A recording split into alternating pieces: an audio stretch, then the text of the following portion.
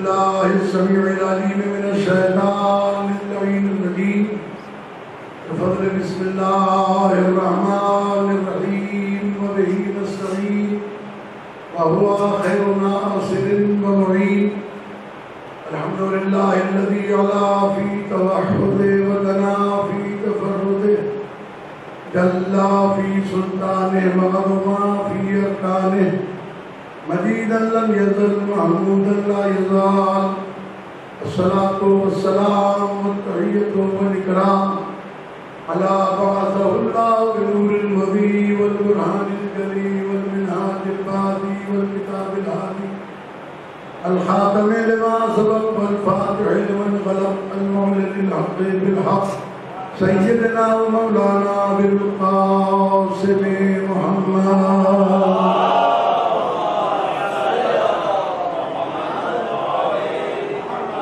والصلاة والسلام على عترته اليمين الطاهرين المعصومين الذين أذهب الله عنهم الرجس وطهرهم تطهيرا.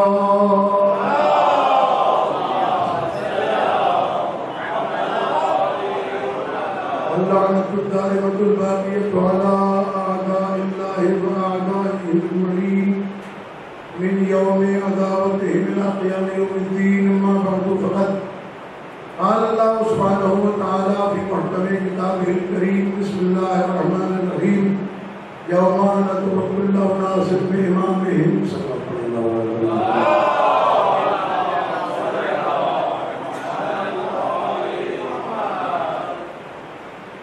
جناب اعلیٰ، آج ہماری یہ تیسری مجلس ہے اور عنوان معرفت امامت و ولایت ہے. اس سلسلے میں کل بات کو جہاں روک دیا گیا تو وہیں سے بات کو آگے بڑھایا جاتا ہے. مولا کائنات ارشاد فرماتے ہیں کہ اس امت میں کسی کو بھی آل محمد پر قیاس نہیں کیا جا سکتا. لا یقاس بآل محمد من هذه الامت احد. کسی ایک کو بھی اس امت پر، امت میں کسی ایک کو بھی آل محمد پر قیاس نہیں کیا جا سکتا. اچھا، یہ جو لفظ قیاس ہے یہ ترازو کے لیے بولا جاتا ہے، وزن کرتے ہیں. اس کا وزن کتنا ہوگا اس کے مطابق، کوئی 5 کلو کا ہے تو کوئی 7 کلو کا ہے، 10 کلو کا ہے، 8 کلو کا ہے، 2 کلو کا ہے، 4 کلو کا ہے. کچھ وزن میں ڈفرینٹ ہوتا ہے. لیکن ایک وزن ایسا بھی ہے جس کو ناپا نہیں جا سکتا، اس کو تولا نہیں جا سکتا. اس کے لیے میں آپ کی خدمت میں عرض کرتا ہوں کہ وزن بنائے جاتے ہیں. سرکار ختم مرتبہ نے شاہ فرمایا گھر میں 2 رکعت نماز کا ثواب 2 رکعت کے برابر ہے. اگر اس نماز کو وزنی کرنا ہے تو یہ 2 رکعت نماز مسجد میں جا کے پڑھ لو، یہ 2 کی بجائے 10 رکعت کے برابر. تھوڑا سا اگر توجہ رکھیں گے تو انشاءاللہ نتیجے پر آپ کو لطف آئے گا. تھوڑا سا پرواز فکر کو بلند رکھیے. جماعت کے ساتھ پڑھیں گے تو ایک وہ منزل آ جاتی ہے جب 10 آدمیوں سے زیادہ نماز جماعت میں ہو جائیں تو فرشتے کہتے ہیں معبود تیرے بندے 10 آدمیوں سے زیادہ ہو گئے جماعت کی نماز میں. اب ان کا ثواب کتنا لکھا جائے؟ کہا کہ تمہارے بس میں نہیں ہے، یہ میں خود لکھوں گا.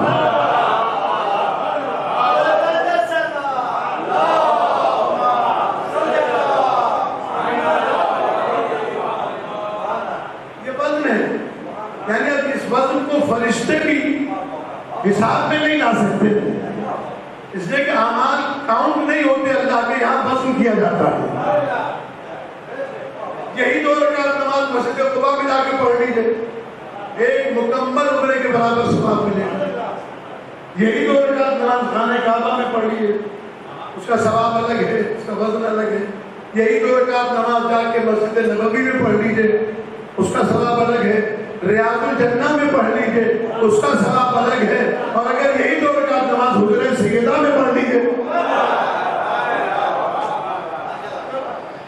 رکعتیں 2 ہیں، بالکل 2 رکعت، اس میں کوئی اضافہ نہیں. مکان کے بدلنے سے، حالات کے بدلنے سے وزن بدل جاتا ہے۔ کس چیز کا وزن بدلتا ہے؟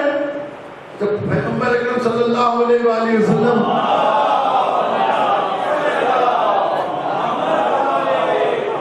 آپ توجہ کے ساتھ سماعت فرمائیے کہ معراج پر تشریف لے گئے تو دیکھا ایک فرشتہ ہے جس کے 1000 ہاتھ اور ہر ہاتھ میں 1000 انگلیاں، عجیب الخلقت ملک فرشتہ، یہ 1000 ہاتھ ہے اس کے اور ہر ہاتھ میں 1000 انگلیاں۔ سرکار نے پوچھا تم کیا کرتے ہو؟ کیونکہ اللہ نے بلایا اس لیے الگ نشانیاں دکھلایا، یہ نشانی ہے، کیا تم کرتے کیا ہو؟ کہا کہ میں برسات کا پرستی ہے تو اس کے قطرے گنتا ہوں کہ کتنے زمین پر ملے، یہ حساب رکھتا ہوں۔ کیا دنیا میں کوئی ایسا حساب بھی ہے؟ دیکھیے افراد بڑے تھوڑے ہوں لیکن بول کے دیں، سمجھدار لوگ تھوڑے بھی کافی ہوتے ہیں، کیونکہ میرا تو کام ہے بیان کرنا۔ بہت سارے لوگ رسول کی محفل میں بھی آتے تھے اور باہر نکل کے اہل علم سے پوچھتے تھے کہ ابھی رسول کیا کہہ رہے تھے، تو جنہیں رسول کی بات سمجھ میں نہیں آتی انہیں مولوی کی بات سمجھ میں کہاں سے آ جائے گی؟ سلمان بھیج دے محمد محمد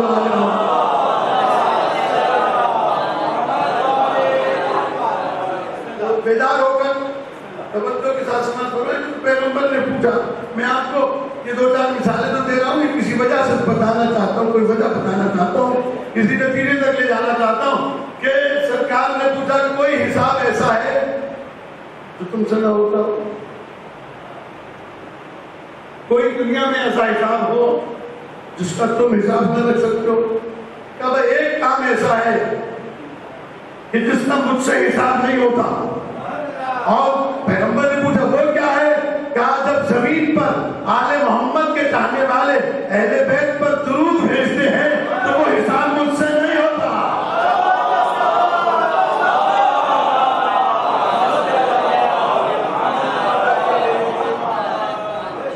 وہ حساب مجھ سے نہیں ہوتا۔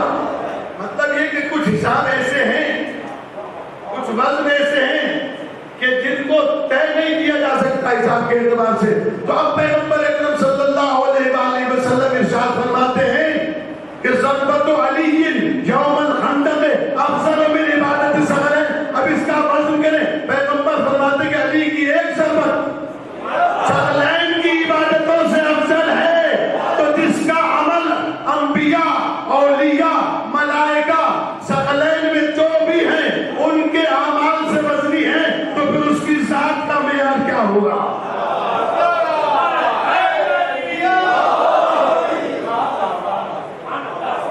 اس کی ذات کا معیار کیا ہوگا؟ تمہیں بتانا یہ چاہ رہا تھا کہ جو پیغمبر علیہ السلام فرماتے لا یقاسو بآل محمد من هذه الامة، اس امت کو کسی پر، کوئی امت میں ایسا نہیں اس کا آل محمد پر قیاس کیا جا سکتا، یہ اس کے جیسا ہے، وہ اس کے جیسا ہے، نہیں، بس اس گھرانے میں ہی کچھ ایسے ہیں جو ایک دوسرے جیسے ہیں، ورنہ کائنات میں کوئی ان کے جیسا نہیں۔ ان کے لیے معاملات الگ ہیں، ان کے لیے مجالس الگ ہیں، بس کائنات میں اللہ کے علاوہ کوئی محمد و آل محمد علیہ السلام سے اشرف و بلند نہیں۔ بڑے بڑے نیک صالح ولی سب کچھ، لیکن ان سے بلند نہیں۔ اب فرماتے لا یسوى بهم منزلۃ نعمتهم علیہ، ان کے برابر نہیں کیا جا سکتا ان کو جن پر انہوں نے نعمتیں جاری کی ہیں۔ اور اب جملہ سنیے گا اگلا، ہم اساس الدین، یہ دین کی اساس ہے، دین کی اساس ہے، یعنی اساس کا مطلب کیا ہوتا ہے؟ اساس کا مطلب یہ ہوتا ہے کہ اگر اس اساس کو ہٹا لیا جائے تو کچھ بھی نہیں رہتا. اسی سے اساسات کا لفظ ہے. تو ان کے برابر کوئی بھی کائنات میں نہیں ہے. اب اس کے بعد میں مولا کائنات علی بن ابی طالب علیہ السلام خود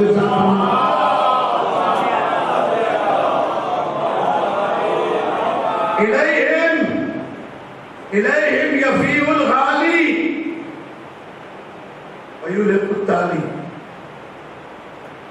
کہ مولا کا نہج البلاغہ میں ذیشان الجوادی علی اللہ مقامہ کا جو ترجمہ ہے اس کے صفحہ نمبر 36 پر آپ پہلے خطبے کے آخر میں یہ بیان پڑھ سکتے ہیں. فرماتے ہیں الیہم یفیء الغالی، غلو کرنے والا. غالی کو غلو کرتا ہے تو غالی کہا جاتا ہے. غالی وہ جو اہل بیت علیہ السلام سے آگے نکل جائے. آگے نکل جائے کا مطلب کیا؟ کہ جو کچھ انہوں نے اپنے بارے میں نہیں کہا وہ کہنے لگے. جس بات کے کہنے سے وہ راضی نہ ہو وہ بات کہنے لگے. یہ ہے آگے نکل جانے والا. الیہم یفیء الغالی، غالی کو پلٹنا پڑے گا جسے کہ وہ آگے نکل گیا. اور مولا کائنات نہج البلاغہ میں ساتھ فرماتے ہیں خدا گواہ ہے کہ یہ ایسے خوبصورت کلام ہیں کہ اگر اس کو مزاج بن جائے نا سننے کا تو پھر آدمی کچھ اور سنے گا ہی نہیں. مولا کائنات فرماتے ہیں ہم کنوز الرحمن، اہل بیت وہ ہیں جو اللہ کے علم کے خزانہ دار ہیں. ان نطقوا صدقوا، جب یہ بولتے ہیں تو سچ بولتے ہیں. وَإِن صَمَتُوا لَمْ يَسْمَعُوا، جہاں یہ چپ ہو جاتے ہیں وہاں کوئی ایسا نہیں کائنات میں جو ان سے آگے کہے بڑھ کر کہے کہ میں بولتا رہا ہوں. یعنی جہاں یہ چپ ہے وہاں کائنات چپ ہے. بولے گا وہ مخالفت میں بولے گا. پھر میرے مولانا چاہتا ہوں آگے نکل جانا. اسی لیے بہت سارے لوگ لباس تو شیعت کا پہنتے ہیں، خود کو کہتے تو شیعہ ہے، حقیقت میں شیعہ نہیں ہے. یہ وہ لوگ ہیں جو علی علیہ السلام کو اللہ کہتے ہیں، علی کو رب کہتے ہیں، علی کو خالق کہتے ہیں، علی کو رازق کہتے ہیں. میں نے 2-3 دن پہلے بھی جملہ کہا تھا. یہ بات اس لیے دوہرا رہا ہوں تاکہ دنیا والوں تک یہ بات میرے بچے پہنچائیں کہ ہم وہ والے شیعہ نہیں جو علی کو اللہ مانتے ہیں، ہم وہ والے شیعہ ہیں جو علی کو مخلوق مانتے ہیں. اس میں تو بہت ساری ہر جگہ ہر فرقے میں ہر مکتب میں الگ الگ شاخیں ہیں. کوئی کچھ مانتا ہے، کہیں کوئی کچھ مانتا ہے، کہیں کوئی کچھ مانتا ہے.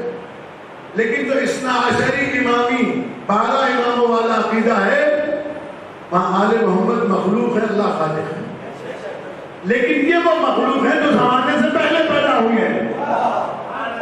اس لیے زمانہ ان پر اثر انداز تو ہو سکتا ہے جو زمانے کے بعد خلق ہوئے ہیں، جو زمانے سے پہلے خلق ہوئے ان پر زمانہ اثر انداز نہیں ہوتا. بھائی یہی وجہ ہے کہ ہم کہتے ہیں کہ اللہ نے تیرے زمانے کی خلقت سے پہلے خلق کیا ہے. وہ 1400 سال کیا 14,000 سال بھی اگر رہے تو زمانہ ان پر اثر انداز نہیں ہو سکتا. اور یہ تو انبیاء اولیاء کی بات ہے. دیکھیے زلیخا پر زمانہ اثر انداز ہوا ایک زمانے کے بعد پیدا ہوا. لیکن جب اللہ کے نبی نے اس کے لیے اٹھا کے تو ہاتھ بلند دعا کی تو زمانے کا اثر ظاہر ہو گیا. دیکھیے سلیمان پیغمبر ہے لیکن میرے نبی آخر کے امتی ہیں. اگر سلیمان کے ہاتھ اٹھانے سے بوڑھی عورت جوان ہو جاتی ہے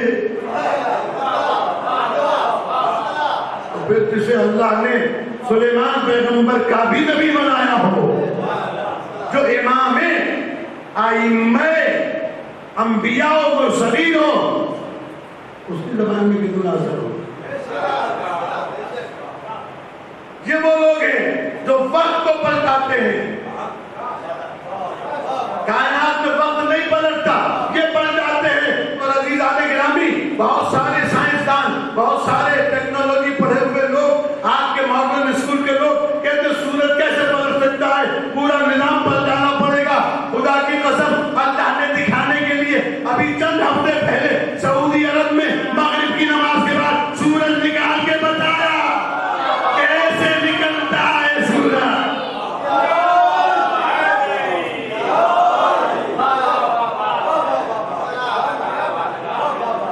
بالکل ابھی 2 ہفتے 3 ہفتے پہلے کی بات ہے کہ مغرب کی نماز سے فارغ ہوئے، سورج وہاں تک آیا جہاں عصر کی نماز ہوتی ہے.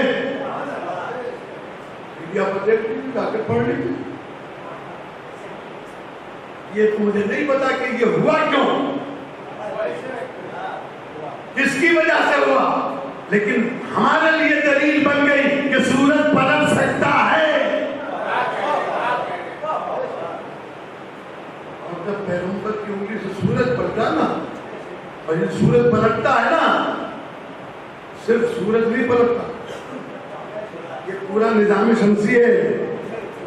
7 سیارے ہیں جو ارد گرد ہیں سورج کے، ان کے درمیان فاصلہ کم ہو جائے تو ٹکرا کے ختم ہو جائے، فاصلہ دور ہو جائے تو نظام کا رہن برہم ہو جائے.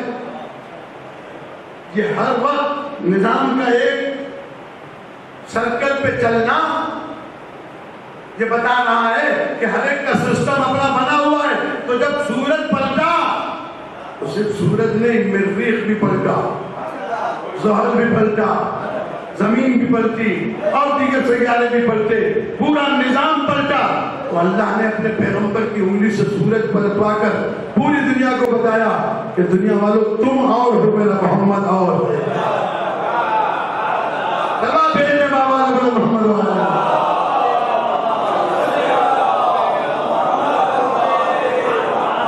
انسان تو نافرمانی کر سکتا ہے، لیکن کائنات کی دوسری کوئی مخلوق پیغمبر کی نافرمانی نہیں کر سکتی. ہاں یہ بات یاد رکھیے گا، پیغمبر کے اشارے پہ پلٹا. تو یہ ہم اساس الدین، یہ دین کے اساس ہے. اہم الیہ یفیء الغالی، غالی ان کی طرف پلٹے، غالی ان کی طرف پلٹے. وَبِهِمْ يُلْحِقُ التَّعْلِي، جو پیچھے رہ گیا ہے اسے آگے آگے ملنا پڑے گا، اسے آگے آ کر ملنا پڑے گا. اب سمجھ میں آیا کہ قدیر میں جب من کنت مولا کے اعلان کی باری آئی تو پیغمبر نے آگے والوں کو واپس بلایا، پیچھے والوں کا انتظار کیا تاکہ جب سب مل جائیں تب بتاؤں کہ من کنت مولا ہو فاز علی مولا، جس جس کا علی مولا ہے اس کا میں مولا، جس کا میں مولا اس کا علی مولا. یعنی نہ آگے والوں کو چھوڑ دیا گیا کہ وہ یہ کہیں کہ ہم نے نہیں سنا تھا، نہ پیچھے والوں کو چھوڑا گیا کہ وہ یہ کہیں کہ ہم نے نہیں سنا تھا. نہ کوئی غالی رہے نہ کوئی مقصر رہے، آئے مومن بن کر پھر اس کے بعد میں اعلان ولایت علی سے. ان کی شان میں تفسیر، اس کے آگے فرمان ہے طلبہ بھیجنے کا وقت.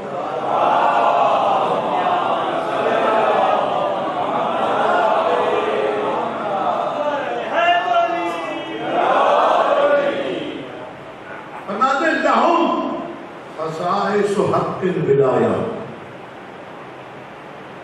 ان کے پاس ولایت کا مخصوص حق ہے.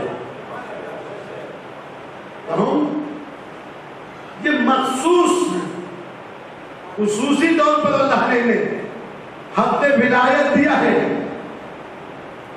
فیہم الوصیۃ والوراثہ،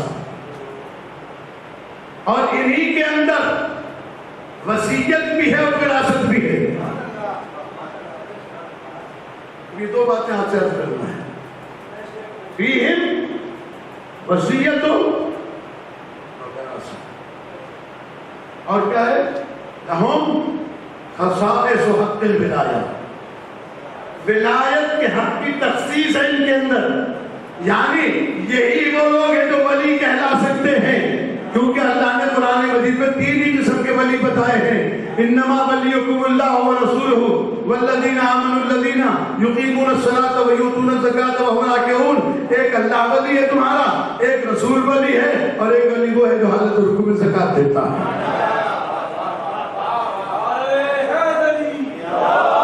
اور جب لفظ انما سے اللہ نے شروع کیا، اب اس ولایت میں نہ کوئی شریک ہو سکتا ہے، نہ یہاں سے کوئی نکالا جا سکتا ہے،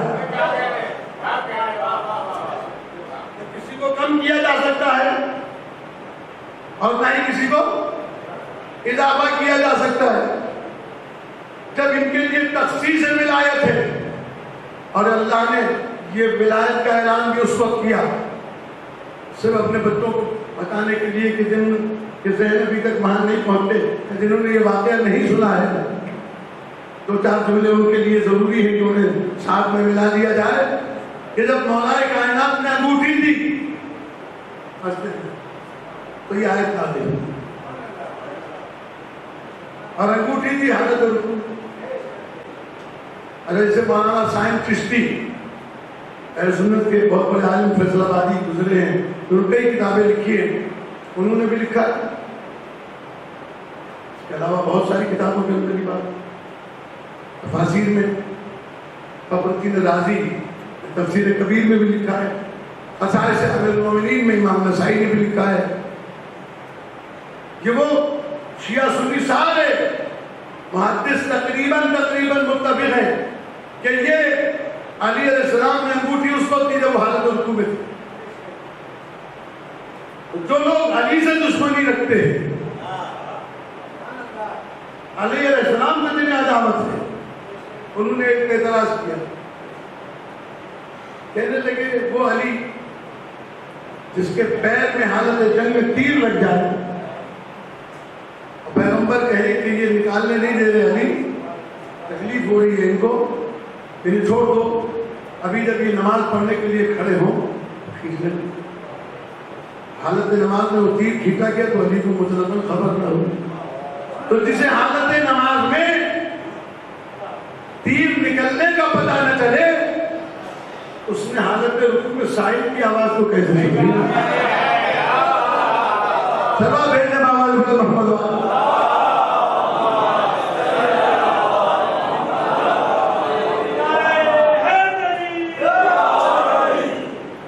اس نے حالت نماز میں کیسے،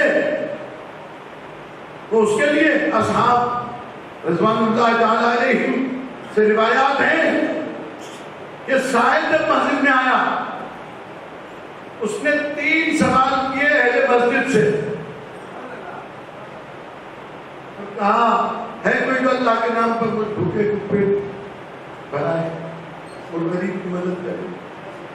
پہلا سوال کیا، اس نے کسی نے جواب نہیں دیا، دوسرا سوال کیا، جواب نہیں آیا، تیسرا سوال کیا، جواب نہیں آیا، اب اس نے اللہ کی بارگاہ میں ہاتھ اٹھائے، یا اللہ تیری بھری ہوئی مسجد سے خالی ہاتھ جا رہا ہوں، پر جب تک فقیر اہل مسجد سے مانگتا رہا، علی نے انگوٹھی نہیں دی، تب اس نے اللہ سے کہا، اسی کو ولایت کہتے ہیں۔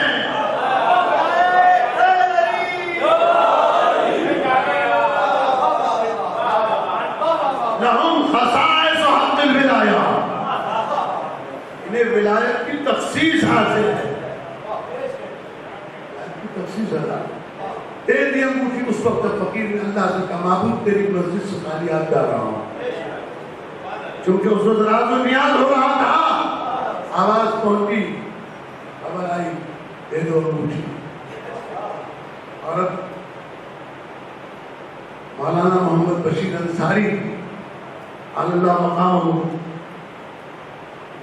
بہت ہی ہمارے بزرگ علماء میں سے گزرے ہیں، یہ بات میں نے کہی ہے تو ان کا حق بنتا ہے کہ ان کے کہے ہوئے 2 جملے کہہ دوں تاکہ میرے بچے سمجھ جائیں اس مسئلے کو۔ وہ کہتے ہیں کہ بھائی قرآن نے کہا علی نے زکات دی، اور یہ انگوٹھی وہ تھی جس پر جناب سلیمان حکومت کیا کرتے تھے، جس سے اپنی حکومت چلاتے تھے. تو مولا کائنات نے دی زکات میں وہ انگوٹھی, علی نے وہ انگوٹھی دی زکات میں. تو اب زکات دو قسم کی ہوتی ہے, ایک واجب ایک سنت.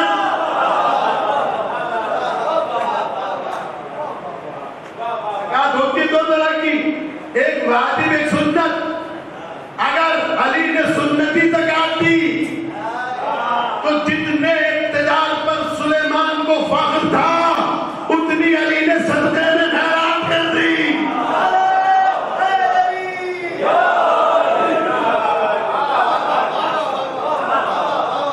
اور اگر یہ واجب زکات تھی تو واجب ہے 40واں حصہ.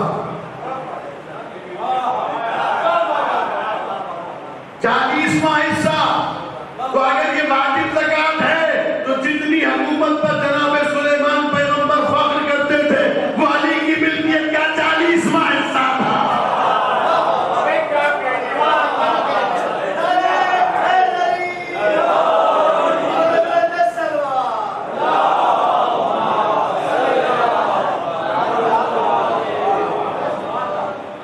لہم خصائص حق الولایہ, ان کے پاس ولایت کا مخصوص ہے. اب ان سے کوئی مل نہیں سکتا. لیکن جو اس ولایت سے ملحق ہو جائے, جو اس ولایت سے متعلق ہو جائے. ایک بہت بڑے رائٹر ہیں اہل سنت برادری مسلمانوں کے, جو کچھ عرصے تک خمینی کے ساتھ رہے. تو امریکہ نے انقلاب کے بعد ایک بہت ہی مخصوص طیارہ خمینی کے مکان کو نشانہ دے کے چھوڑا, جو کسی بم سے بھی نہیں گرتا, جس پر کوئی حملہ بھی نہیں کیا جا سکتا, وہ اپنے ٹارگیٹ پہ جا کے گرتا ہے. یہ تاریخ ہے اور یہ موجودہ تاریخ میں آپ کو بتا رہا ہوں. آغاز سے کہا گیا کہ بھائی مکان چھوڑیں, آپ کے مکان کی طرف طیارہ چھوڑ دیا گیا ہے, جو گرے گا تو تباہ کر دے گا. وہ اٹھ کر اندر چلے گئے,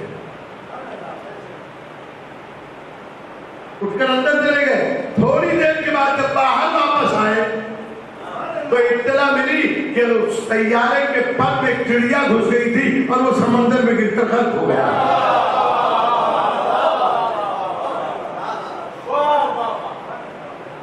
یہ حد ولایت آل محمد سے جو ملحق ہو جائے, جو ان کا واسطہ دے, جو ان کے حکم کے مطابق زندگی گزارے, جو ان کا ہو جائے.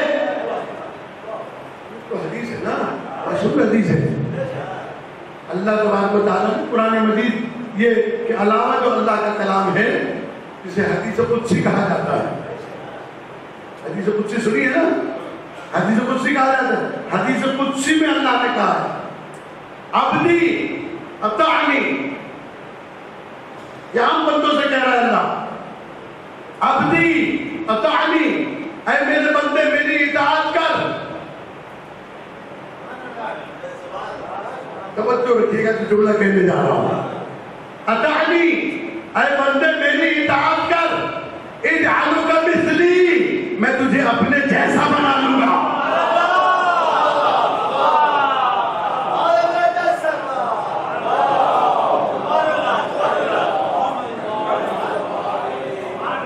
بھائی دیکھیے, ہر بندہ اپنی استعداد اور قوت کے مطابق اطاعت کرتا ہے,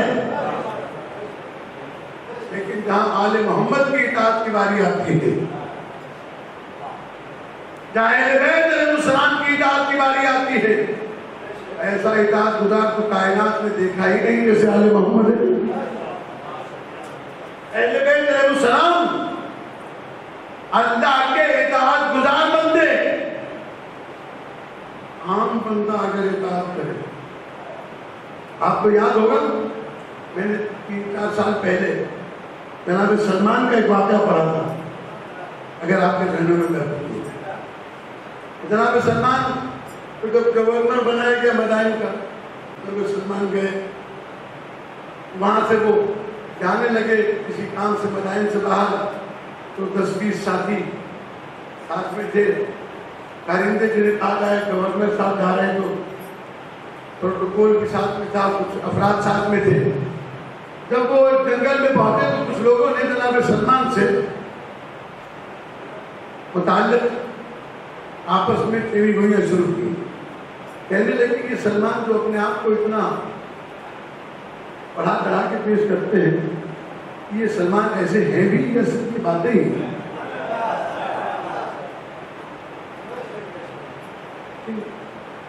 انہوں نے شاید نبی علیہ السلام صلی اللہ علیہ وسلم کی حدیث میں ضرور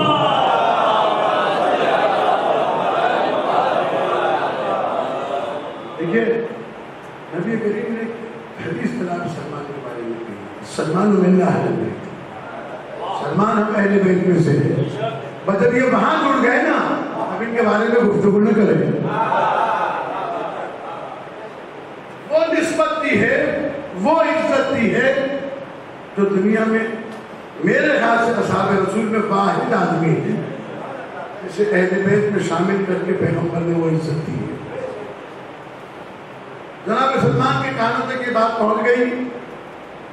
جناب سلمان نے صحرا میں ایک جگہ کے اوپر ہرنیں کر رہی تھی, روک دیا آپ نے, میں نصب کروں, اور جنگل میں چلنے والی ہرنوں کو انگلی سے اشارہ کر کے کہا کہ اذن منی, میرے قریب آؤ. ایک ہرن, آپ نے فرمایا کن مشفیا لهم لیستفیدوا منک, ان کے لیے بھنا ہوا جانور بن جا تاکہ یہ کھا کر فائدہ حاصل کرے. ان کیا کھڑے کرے. جناب سلمان نے کہا اس کو نہ توڑنا, جتنا کھا سکتے ہو کھاؤ.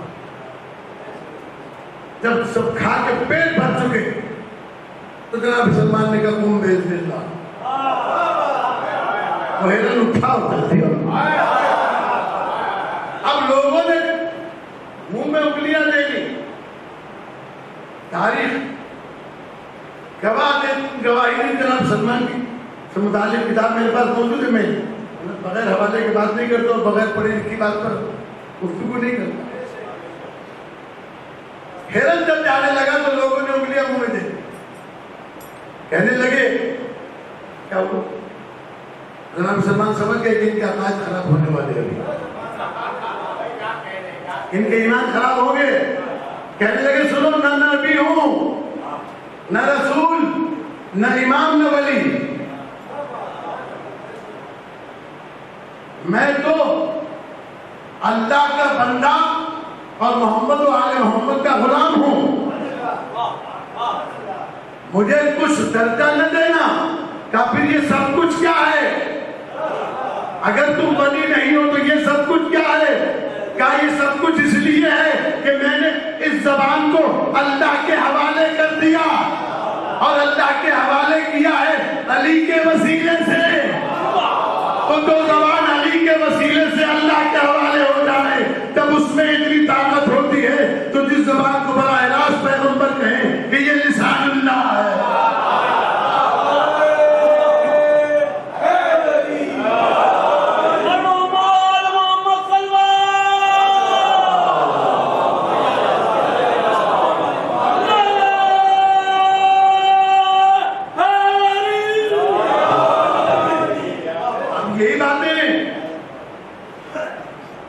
تو اللہ تبارک و تعالیٰ نے نظام کائنات بنایا. ایک وہ عقیدہ رکھتے ہیں لوگ کہ یہ اللہ کے کاموں میں شریک ہے, یہ شرک ہے. لیکن یہ اس کی صفات کے مظہر ہے, یہ ایمان ہے.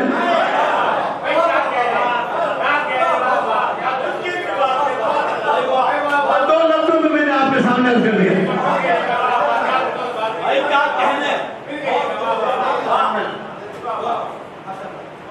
اگر کوئی یہ کہے کہ اللہ کے افعال میں یہ شریک ہیں تو یہ شرک ہے. اور اگر کوئی یہ ارمان رکھے کہ یہ صفات مظہر خدا ہیں, مظہر صفات الہیہ ہیں,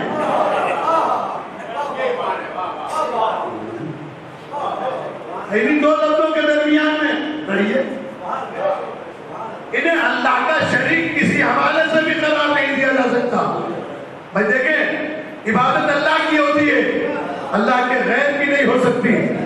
لیکن اس کا کیا کیا جائے کہ پیغمبر کہتے ہیں کہ علی کا ذکر عبادت ہے.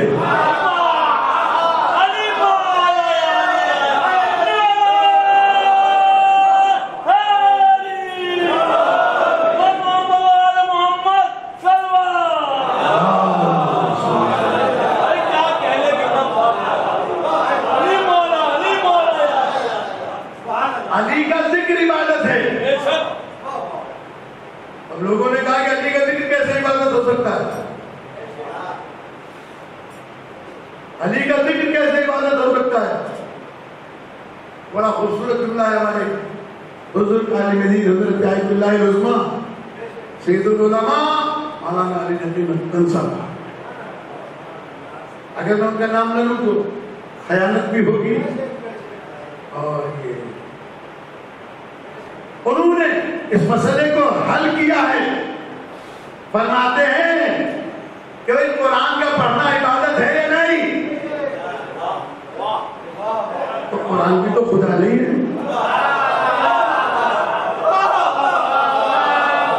قرآن بھی تو خدا نہیں ہے.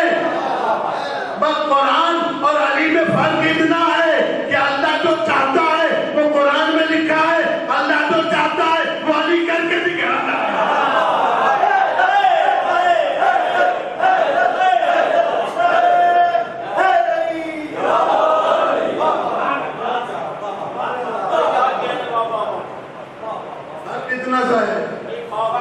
قرآن کو دیکھنا عبادت, علی کو دیکھنا عبادت.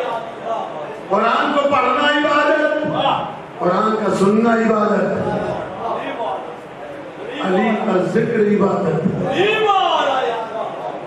قرآن کو چومنا عبادت, علی کو چومنا عبادت. اب ایک بات کہ قرآن اور علی میں ایک ذرا سا فرق ہے کہ قرآن پڑھو گے عبادت, قرآن سنو گے عبادت, قرآن کو دیکھو گے عبادت. اسی لیے قرآن کے حفظ کرنے کے بعد بھی حدیث یہ ہے کہ قرآن کو دیکھ کر پڑھنے میں زیادہ ثواب ہے. اس لیے کہ آنکھوں کی عبادت بھی ہوگی, زبان کی عبادت بھی ہوگی, کانوں کی عبادت بھی ہوگی. لیکن ایک بات تو کہے کہ اگر کوئی شخص تسبیح لے کر کہے قرآن قرآن قرآن قرآن تو عبادت نہیں ہوگی. لیکن اگر میں علی یا علی یا علی تو عبادت ہوگی.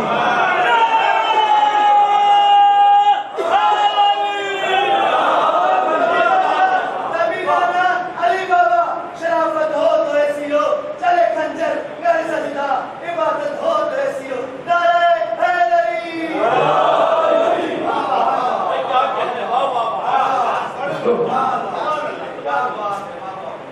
علی کا ذکر عبادت, صرف علی کا ذکر نہیں, علی علی کرنا بھی عبادت, کرنا بھی عبادت. اور عزیزان گرامی, پیغمبر اکرم صلی اللہ علیہ وسلم کی مسلسل حدیث ہے, اور یہ میں جو حدیثیں پڑھ رہا ہوں یہ متفق علیہ حدیث سے پڑھ رہا ہوں, سوائے ناسبیوں کے اس کا کوئی انکار نہیں کر سکتا. سنی شیعہ تمام مسلمان متفق ہے اس بات میں. ناسبی اور خارجی ان سے ہمارا کوئی تعلق نہیں. اچھا, ہمارا کیا کسی مسلمان کا بھی تعلق نہیں. کوئی مسلمان بھی کسی ناسبی اور خارجی کو دوست نہیں رکھتا. مسلمان اہل بیت علیہ السلام سے محبت کرتے ہیں, اور یہ ساری کتابوں کے اندر بالکل موجود ہے. مجھے ایک چیز سمجھ میں نہیں آتی, اعتراض کرتے صرف اس لیے کہ علی کی دشمنی جو ہے وہ برداشت نہیں کرنے دیتی. ورنہ قرآن میں ہے اذکروا نعمتی التی انعمت علیکم, میری نعمتوں کا ذکر کرو جو میں نے تم پر کی. تو جب نعمتوں کا ذکر کریں گے تو کیا ہوگا؟ اللہ کہہ رہا ہے نا میری نعمتوں کا ذکر کرو, میری نعمتوں کا ذکر کرو. عبادت ہوگی یا نہیں؟ اچھا, نعمتوں کا ذکر کر کے دکھائیے. نعمتیں کتنی ہیں؟ ہزاروں. بیٹا بھی نعمت. آپ تصویریں کے پڑھیے, بیٹا بیٹا بیٹا, یہ نعمت ہے نہیں. اچھا کھانے پینے کی کتنے نعمت ہے؟ انگور، انار، کسی بھی نعمت کا نام لے کے لوگ کہیں تو پاگل ہو گئے. تو بھائی پھر اللہ کی کون سی نعمت کا ذکر کرے؟ تو اللہ نے بتایا اس نعمت کا ذکر کرو جس کا قیامت کے دن تم سے سوال کیا جائے گا.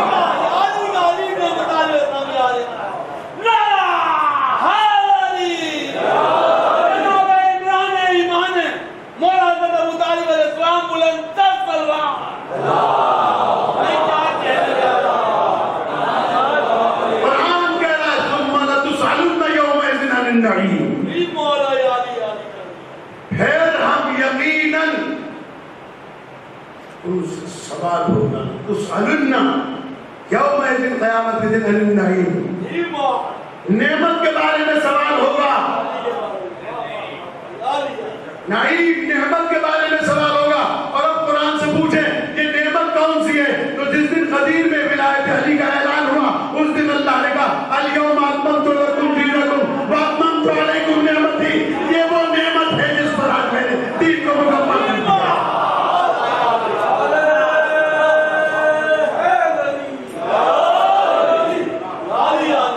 الیوم اکملت لکم دینکم واتممت علیکم نعمتی وَرَضِيتُ لَكُمُ الْإِسْلَامَ دِينًا.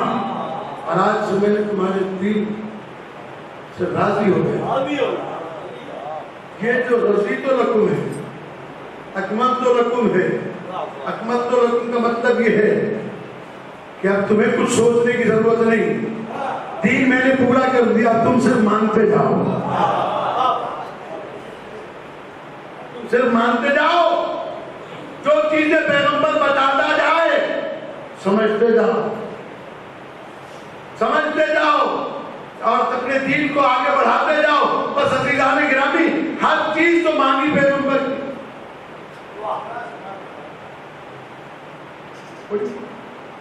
اسی بات میں نے تاریخ میں دیکھی. سرکار ختم مطلب میں جب اعلان رسالت کیا تو اویس پہ کھڑے ہو گئے کہ تم نے مجھے زندگی میں بھی ایسا پایا کہ صادق و امین. اگر میں یہ کہوں کہ اس پہاڑ کے پیچھے سے لشکر آ رہا ہم یقین کریں گے. اور اگر تم یہاں آئے اور نہ دیکھا لشکر تو پھر کیا کرو گے؟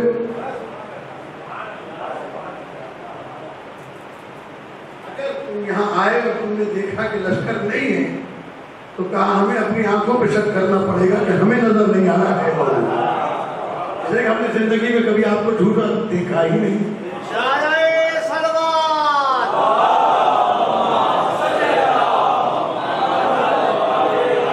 ہم اپنی آنکھوں پہ شک کریں گے کہ ہم دیکھ نہیں پا رہے. لیکن آپ نے کہا کہ لشکر تو ہے، ہم دیکھ نہیں پا رہے. عزیزان گرامی یہ ہے کافر جو پیغمبر کے کہنے پر یہ کہہ رہے ہیں کہ اگر نظر نہیں آیا تو ہم اپنی آنکھوں پر شک کریں گے. تو اگر میرا پیغمبر یہ کہہ کے جائے کہ میرا آخری بیٹا پردے غیبت سے آئے گا،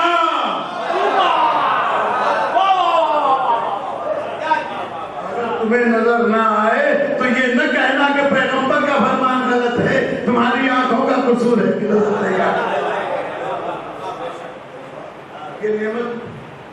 یہ نعمت پیغمبر نے دی. الیوم اکملت لکم دینکم. آج کے دن میں نے تمہارے دین کو مکمل کر دیا. واتممت علیکم نعمتی. میں نے آج تم پر اپنی نعمتوں کو تمام کر دیا. اور یہی وہ نعمت ہے جس کا قیامت میں سوال ہوگا. جا کے پڑھ لیجیے.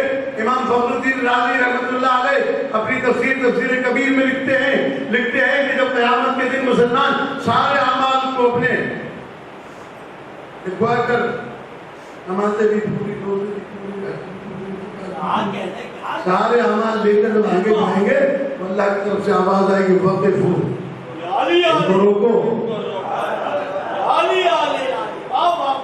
ان کو روکو، انہم مسئولون، ان سے ابھی سوال کیا جائے گا. یہ سارے مسئول ہیں، ان سے سوال کیا جائے گا. امام فخر الدین رازی لکھتے ہیں پیغمبر سے پوچھا گیا کس چیز کا سوال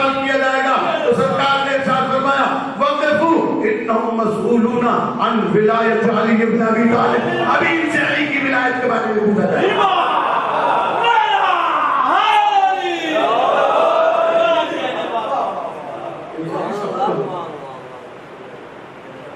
یہ وہ نعمت ہے جس کا ذکر کرو عبادت ہوگی. یہ وہ نعمت ہے جس سے عقیدت رکھو, عقیدہ رکھو, ہماری عبادت ہوگی. اس عقیدت سے وابستگی رہے, قید نہ آنے پائے, فصل نہ آنے پائے. تو میں نے عرض کیا کہ لہم خصائص حق الولایہ, ان کی ولایت مخصوص ہے. ان کی ولایت کے مقابلے میں تو انبیاء کی ولایتیں بھی نہیں کھڑی ہیں. اس لیے کہ یہ ایک ہی تو رتبہ اللہ نے ایسا رکھا ہے. قرآن میں اللہ نے رسولوں کا ذکر بھی کیا ہے, نبیوں کا ذکر بھی کیا ہے, اماموں کا ذکر بھی کیا ہے, لیکن جہاں ولایت کا ذکر آیا ہے وہاں اللہ نے نبیوں کا ذکر کہا کہ ہم نے تجھے نبی بنایا. انی جعل یا داؤد انا جعلنا کا خلیفۃ فی الارض, اے داؤد ہم نے تجھے زمین کا خلیفہ بنایا. یا ایھا الرسول بلغ, اے رسول تبلیغ کر دیجئے. ہم نے تجھے رسول بنایا, ہم نے تجھے نبی بنایا, ہم نے تجھے امام بنایا. انی جاعلک للناس اماما.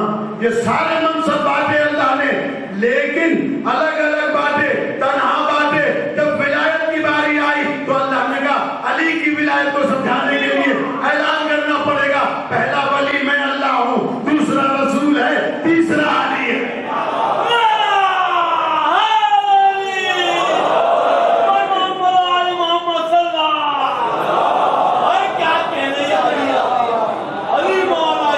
اس ولایت کو تسلیم کرنا پڑے گا.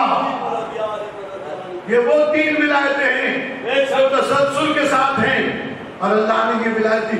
اور عزیزان گرامی باتیں تو بہت ساری ہیں اور میں کہہ بھی چکا ہوں, لیکن چونکہ وقت گزرنے کے ساتھ ساتھ انسان کے ذہن سے محروم ہو جاتی ہے. بہت ساری گفتگو نہیں بھی ہوتی, نہیں بھی سمجھ میں آتی لوگوں کے, بہت ساری باتوں میں غفلت اختیار کر جاتے ہیں. ایک بات یاد رکھیے گا, دنیا کے جتنے ولی ہیں, دنیا میں جتنے ولی ہیں, آپ کسی ولی سے پوچھیں تم کس کے ولی ہو, جواب آئے گا اللہ کے. ولی کس کے ہیں؟ اللہ کے. تمہارا سلسلہ ولایت کہاں تک پہنچتا ہے؟ کا سلسلہ ولایت علی پہ آ کے رک جاتا ہے. معلوم ہوا جو علی تک پہنچا وہی اللہ تک پہنچا. جسے علی نہ ملے وہ ساری زندگی بھی اللہ اللہ کرے تو اللہ تک نہیں پہنچ سکتا.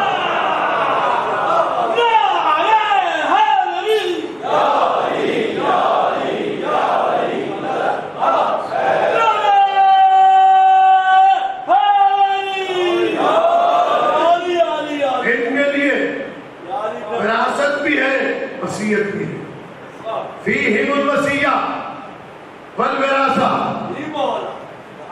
یہ دونوں جملے بہت زیادہ اس بات کے تقاضی ہیں ان کی وضاحت کی جائے اور ان کی شرح کی جائے. بس آج تھوڑی سی کروں, پھر انشاءاللہ کل آپ کے سامنے عرض کروں گا امام سجاد سجاد علیہ السلام کے حوالے سے. تابوت بھی برآمد ہوگا کل, جب یہ تابوت کی زیارت بھی ہوگی. محمد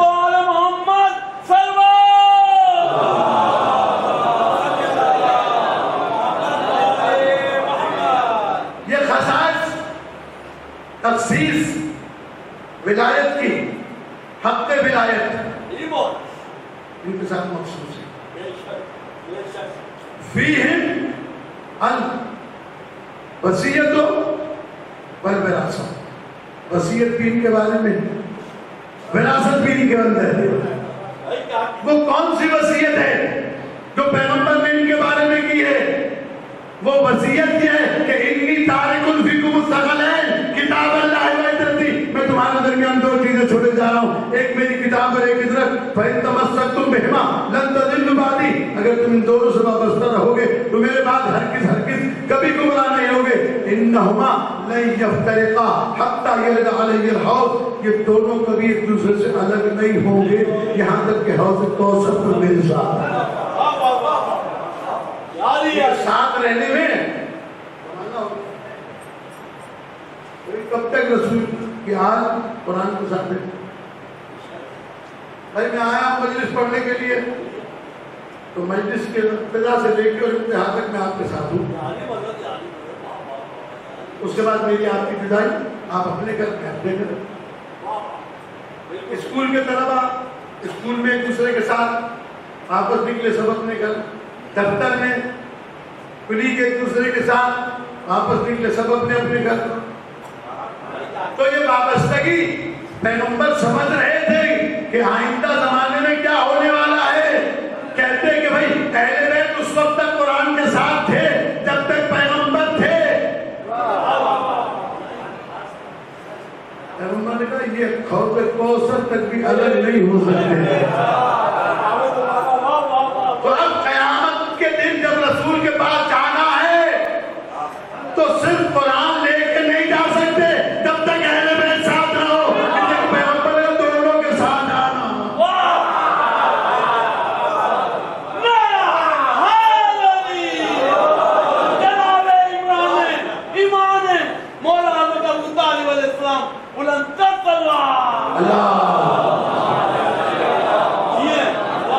یاد رکھیے گا یہ ضمانت ہے پیغمبر کی، حتیٰ یرد علیہ الحوض، حوض کوثر تک میرے ساتھ ہے.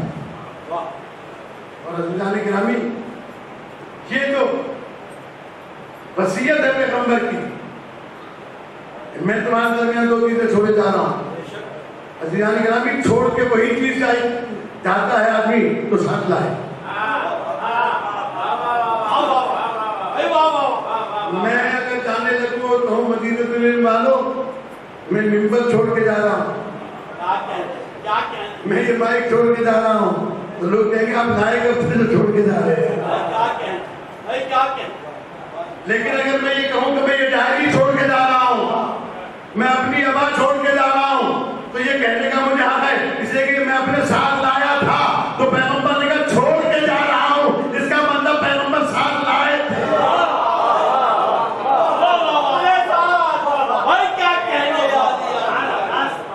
ساتھ لائے تھے.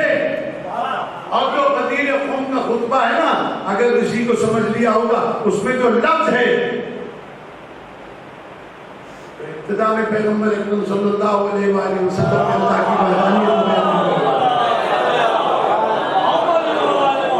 ارشاد فرمایا کہ ہو سکتا ہے قریب اللہ کا پیغام مجھ تک آ جائے اور میں پلٹ کر اپنے رب کی طرف جاؤں. مرنے نہیں جا رہا، پلٹ کر جا رہا ہوں.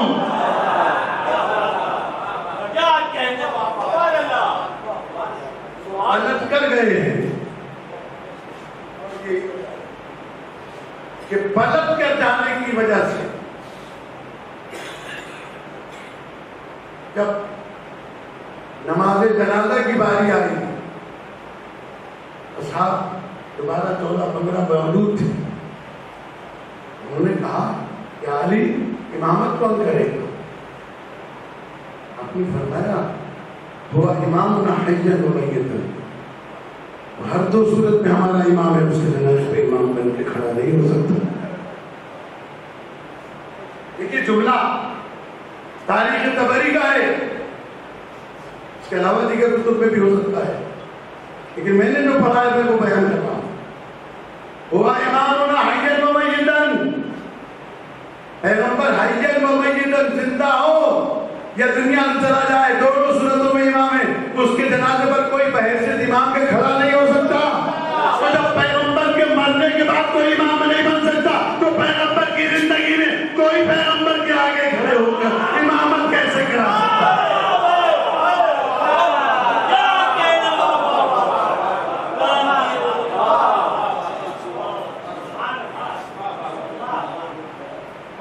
چار پانچ ٹائم سے کھڑے ہو گئے، تو جنازہ بھی امت والا جنازہ نہیں تھا.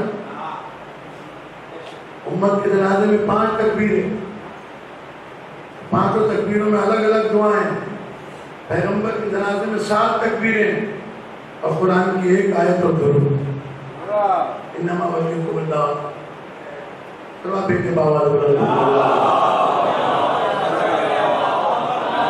ان اللہ ملائکتہ یصلون علی النبی یا ایھا الذین آمنوا صلوا علیہ وسلموا تسلیما. یہ آیت اور درود اس لیے کہ باقی کی دعائیں ان لوگوں کے لیے پڑھی جاتی ہیں جو مر جاتے ہیں. یہ مرے نہیں ہیں, یہ پلٹے ہیں, یہ پلٹے ہیں, یہ واپس گئے ہیں. اسی لیے ان سے کلام ایسے کرو جیسے زندہ سے کیا جاتا ہے. ان سے کلام ایسے کرو جیسے کسی زندہ سے کیا جاتا ہے. اور اس کا درس اللہ نے نماز میں رکھا, السلام علیکم ایھا النبی و رحمۃ اللہ وبرکاتہ. اے نبی آپ پر سلام بھی ہو, درود بھی ہو. اور محمد و آل محمد صلی اللہ.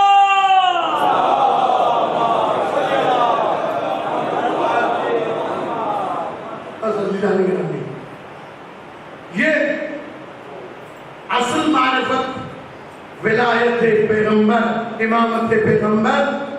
اگر یہ بات سمجھ میں آ جائے تو اللہ نے جو رتبہ, جو لحاظ, جو پروٹوکول, جو درجہ ان کا رکھا ہے وہی ان کے جانشینوں کا ہے.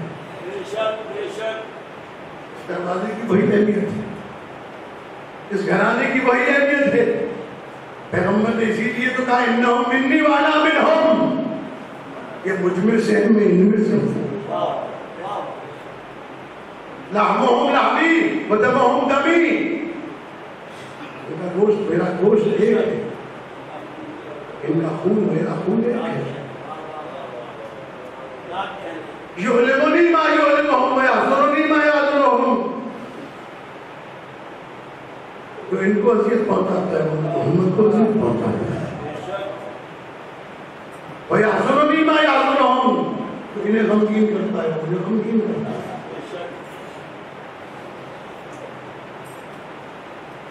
فجل صلواتک و برکاتک و رحمتک و غفرانک و رضوانک علیہ و علیہم علیہ وآلہ صلی اللہ علیہ وسلم.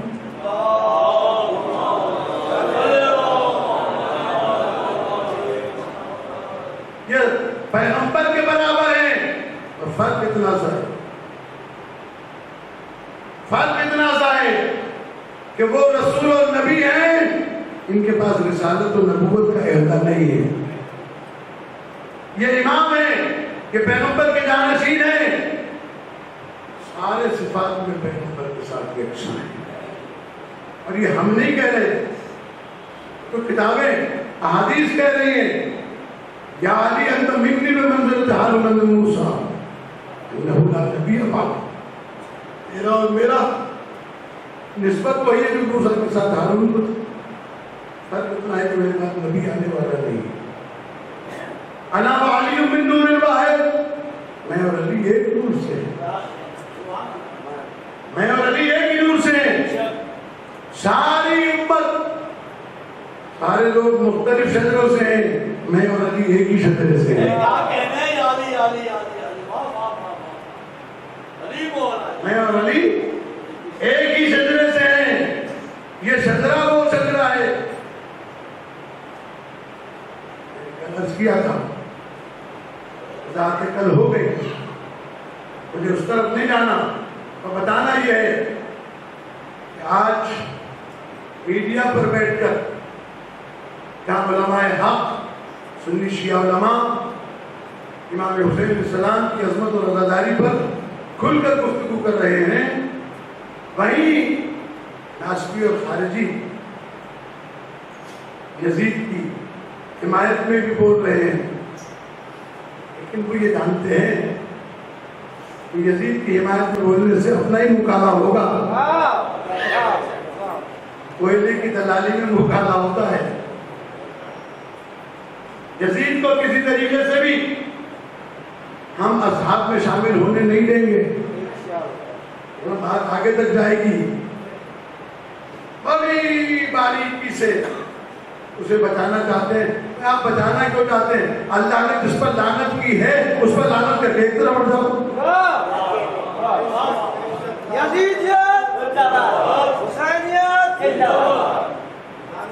सलवा भेजने बाबा मोहम्मद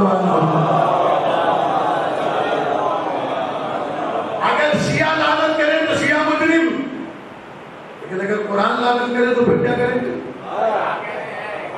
क्योंकि कुरान मजीद के मुकाबले में तो ना कोई मुफ्ती है ना कोई इमाम है।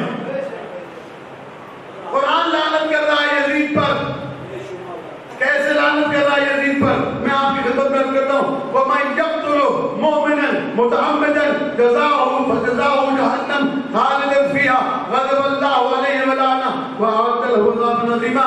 याद रखो, अल्लाह ने वादा किया, इन्ना वअदल्लाहि हक़, अल्लाह का किया हुआ वादा हक है। इन्नल्लाह ला युख़लिफ़ुल मिआद, अल्लाह वादा खिलाफी नहीं करता। वो अल्लाह कह रहा है, वमन यक़्तुलु मुमिनन मुतअम्मिदन फजज़ाओहु जहन्नम, जिसने किसी एक मोमिन को जानबूझकर कत्ल किया उसकी सजा जहन्नम है, खालिदन फ़ीहा, वो हमेशा उसमें रहेगा। ग़ज़िबल्लाहु अलैहि, अल्लाह का गज़ब भी उस पर है, व लअना, और अल्लाह की लानत भी उसके ऊपर है, और उसके लिए दर्दनाक अज़ाब है। जिस पर अल्लाह लानत कर रहा हो वो मोमिन का कातिल है या अमीरुल मोमिनीन का कातिल है, इमाम उम्मत का कातिल है, कातिल है, ये सरदार जवानान जिना का कातिल है। अच्छा, बचा के ले कहाँ जाएंगे? आप उसे बचा के कहाँ लेके जाए? तो मैंने जो आयत पढ़ी है तो इसको याद रखिएगा, यौम नदखुल्लहु नासिब इमामिहिम। ये जो मौलवियों ने उम्मत को धोखे में डाल रखा है कि क़यामत के दिन माँ के नाम के साथ पुकारे जाएंगे, ये झूठ है। कुरान के अंदर बाप के नाम के साथ पुकारे जाएंगे, न माँ के नाम के साथ पुकारे जाएंगे। कुरान कहता है सिर्फ इमाम के नाम के साथ पुकारे जाएंगे। यौम नदखुल्लहु नासिब इमामिहिम, जिसे भी इमाम बनाया है। और ये दो आयतें हैं, मैं आज इसको थोड़ा सा बयान कर दूं, फिर इंशाल्लाह कल अर्ज करूंगा। दो टुकड़े सुन लीजिए, ये दो आयतें हैं आगे पीछे सूरह बनी इसराइल की, ये दो आयतें सुन लीजिए। यौम नदखुल्लहु नासिब इमामिहिम, हम क़यामत के दिन हर शख्स को उसके इमाम के साथ पुकारेंगे, इमाम के साथ बुलाएंगे। तो जो कहता है ना माँ के नाम के साथ बुलाएंगे, ये तो मुनकिर कुरान है। कुरान के हुक्म के खिलाफ तो हुक्म दे वो कौन है? मुनकिर कुरान है। ये क्यों नहीं बताता उम्मत को कि इमाम के साथ बुलाए जाओगे? इमाम दो तरह के हैं, वजअलनाहुम अइम्मतन यदऊना इलन नार, ऐसे भी इमाम करार नहीं दिए गए हैं तो लोगों को जहन्नम की तरफ बुलाते हैं। वजअलनाहुम अइम्मतन यहदूना बिअमरिना, हमने उन्हें भी इमाम बनाया है जो हमारे हुक्म से हिदायत करते हैं। ये दोनों किस्म के इमाम हैं। अब यहाँ बनी इसराइल में कहा इसके फौरन बाद, फमन ऊतिया किताबहु बियमीनिही, फमन ऊतिया किताबहु बियमीनिही उलाइका यक़रऊना किताबहुम वला युज़लमूना फतीला, इन्हें दाहिने हाथ में किताब दी जाएगी, वो अपना नाम अमाल पढ़ेंगे और उन पर जर्रा बराबर भी जुल्म नहीं होगा। लेकिन सारे लोगों के दाहिने हाथ में नाम अमाल नहीं मिलेगा। सूरह तहाक़ा में जाके पढ़ लीजिए, फमन ऊतिया किताबहु बिशिमालिही, वहां कुछ ऐसे लोग भी होंगे जिनके बाएं हाथ में नाम अमाल दिया जाएगा। एक वो जिनके दाहिने हाथ में नाम अमाल होगा, एक वो जिनके बाएं हाथ में नाम अमाल होगा, जिनके सीधे हाथ में नाम अमाल होगा। उनकी हालत क्या होगी? फमन ऊतिया किताबहु बियमीनिही यक़ूलून हाउ मुक़रऊ किताबिया, लोगों को बुला बुला के, अशरफ भाई आप भी आ जाएं, जफर भाई आप भी आ जाएं, फला साहब आप भी आ जाएं, आप भी आ जाएं। क्यों आ जाएं? कहो देखो मेरा नाम अमाल है, इन्नी ज़ननतु अन्नी मुलाक़िन हिसाबिया, मुझे मालूम था कि मुझे अपने हिसाब से मुलाकात होगी, मुझे उसकी जज़ा मिलेगी। फमन ऊतिया किताबहु बिशिमालिही, जिसे बाएं हाथ में नाम अमाल दिया जाएगा वो कहेगा काश ये नाम अमाल न दिया जाता, मैं जमीन से उठाया ही न जाता, मुंह छुपाए फिरेगा। और इसका आपके दुनिया में, आपके घरों के अंदर होता है। आपका बच्चा पास होता है तो दरवाजे से कूदता हुआ आता है, मैं पास हो गया, मैंने डिग्री ले ली। और जो फेल होता है वो भी कहता खुशी खुशी आता है, روتا ہوا آتا ہے گھر میں کونے میں جا کر روتا ہے, ماں پوچھتی کیا ہوا, فیل ہوتے ہیں تو ماں دلاسا دیتی ہے تو اس دفعہ فیل ہو گیا, اگلی دفعہ پاس ہوگا, لیکن قیامت کے دن یہ موقع آنے والا نہیں. یہ موقع زمین کا ہے کہ دانے ہاتھ میں نام اعمال لیا جائے, اور اسی کے ساتھ والی آیت کہتی ہے فمن کانا فی ہذہ اعمی فہو فی الآخرۃ اعمی, جو اس دنیا میں اندھا ہو گیا وہ آخرت میں بھی اندھا اٹھے گا. کسی نے پوچھا کہ یہ کیا قصور ہے اس کے اندھا ہو جانے کا, نابینا ہونے کا, میں اس کا کیا قصور ہے؟ تو فرمایا گیا جسے زمانے میں ہدایت نہیں ملی وہ قیامت میں بھی آدھی کے بغیر اٹھے گا.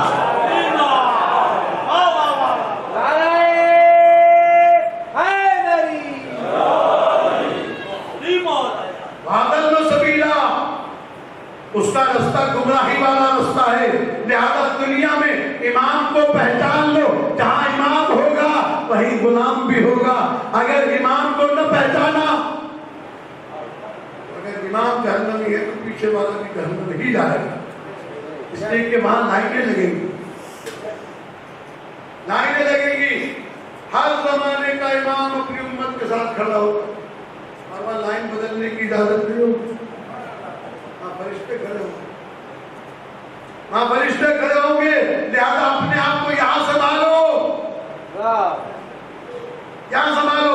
جو زمین پر ہدایت پا گیا, اسی لیے میں نے کل کہا تھا کہ ہدایت اللہ سے مانگتے ہو تو ہادی بھی اسی سے مانگو. اگر ہدایت اس سے مانگی ہے تو ہادی اپنا نہیں بنا سکتے آپ, اس سے ہدایت مانگی ہادی.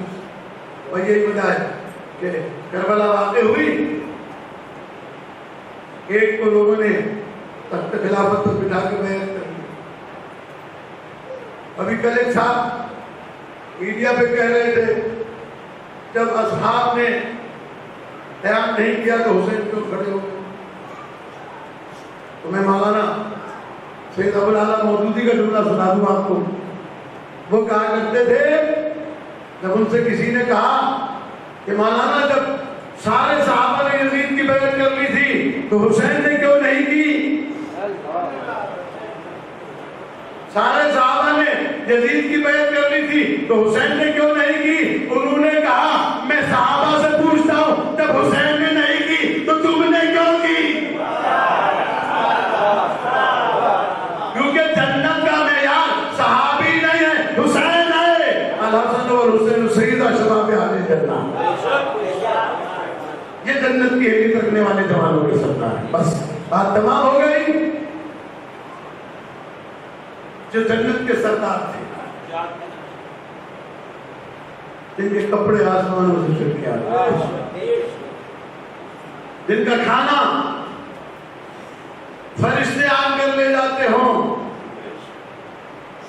تو کبھی سائل کو دروازے سے خالی نہ پڑ جاتے. کیا سلوک کیا ان کے ساتھ, کیا کیا ان کے ساتھ امت نے. عزیزان گرامی,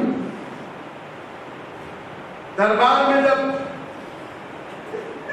آئے ہیں دربار میں جب آئے جناب مختار کو بلایا گیا. جناب مختار سے ابن زیاد کہتا ہے حسین سے ملو, آگے کہ زندگی رہی تو ضرور. خدا کی قسم, اور ظلم میں بھی جناب مختار کے اوپر بھی انگلیاں اٹھنے لگی. جناب مختار علیہ السلام ہے, ان پر ائمہ اہل بیت علیہ السلام نے سلام کیا ہے. امام سجاد علیہ السلام نے جن کو اپنی فرمائشیں بھیجی ہیں, امام مختار سے کہتا ہے ملو گے, کا زندگی رہی تو ضرور ملو گے. پھر اگر اس دربار میں تجھے ملوا تو حسین ہوا ہے. امام مختار رو کے کہتے ہیں خدا شرابی کا دربار, خدا میرا آقا حسین, خدا میرا مولا حسین, خدا یزید, خدا شرابی کا دربار. ملاؤن نے خاردار چھڑی سے وہ کپڑا ہٹایا جس کے نیچے تشت میں حسین صلی اللہ علیہ وسلم رکھا ہوا تھا۔ ملعون کہتا ہے پہچان کون ہے یہ؟ پہچانا جناب مختار نے غور سے، مختار کو جلال آ گیا، اللہ اکبر کہا اور زنجیریں ٹوٹ گئی۔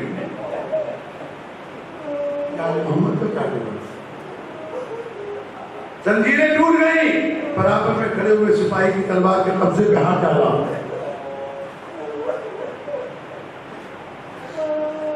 چاہتے تھے کہ ابن زیاد کے سر پہ چلا دیں، پیچھے سے نئی سی آواز آئی، جناب مختار نے کہا اس دربار میں کون ابن زیاد کہنے والا؟ اب تو مڑ کے دیکھا تو امام سجاد نے فرمایا جزا مختار نگاہیں نیچی رسول میرے ساتھ دھوبیاں کھولے،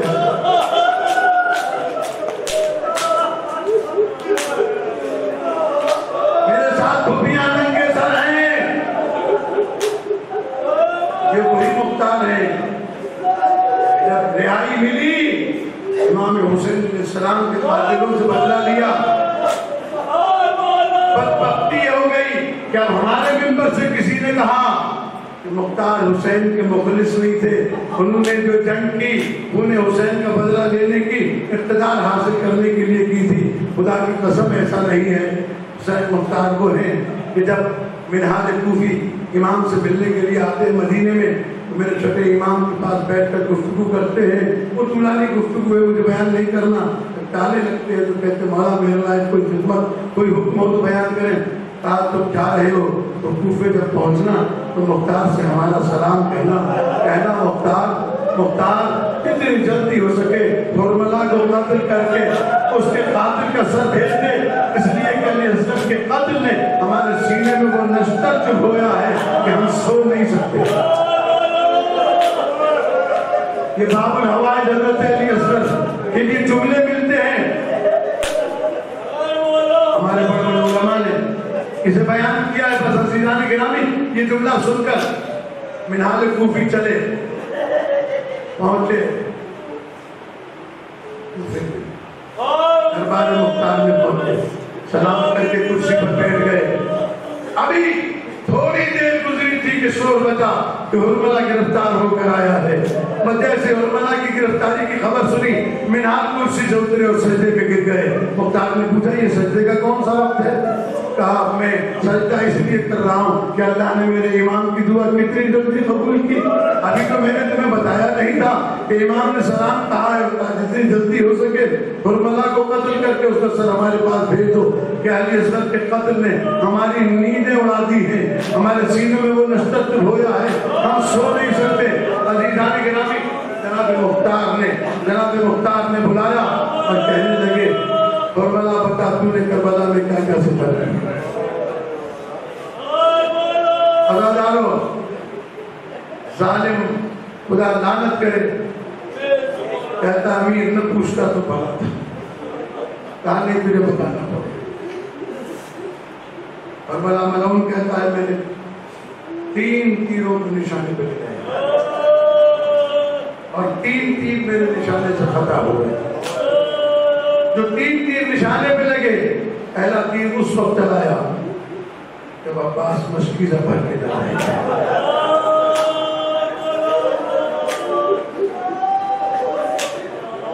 شانے کر چکے تھے، سے شعبہ تیر چلا جو مشکیزے کو چھیلتا ہوا عباس کے سینے میں آ گیا۔ عزیزان گرامی کہتا ہے عباس اس تیر کو نکال نہیں سکتے تھے، ہاتھ نہیں تھے، لیکن عباس نے دونوں پاؤں کو جوڑ کر وہ تیر کھینچا، مشکیزہ بہ گیا۔ جناب عباس علیہ السلام نے ایک مرتبہ رخ کیا، کہا کہ اب میں خیموں کی طرف نہیں جاؤں گا، واپس کیا۔ دوسرا تیر میں نے اس وقت چلایا جب مظلوم کربلا اپنی ابا کے دامن سے پیشانی کا خون صاف کر رہا تھا، میں نے تیر پھینکا تو حسین اور ہاتھ پیشانی کے ساتھ بے بس ہو گیا۔ امام نے اس ہاتھ کو بڑی مشکل سے کھینچا اور تیسرا تیر میں نے اس وقت چلایا جب علی میسر کے لیے پانی مانگ رہے تھے حسین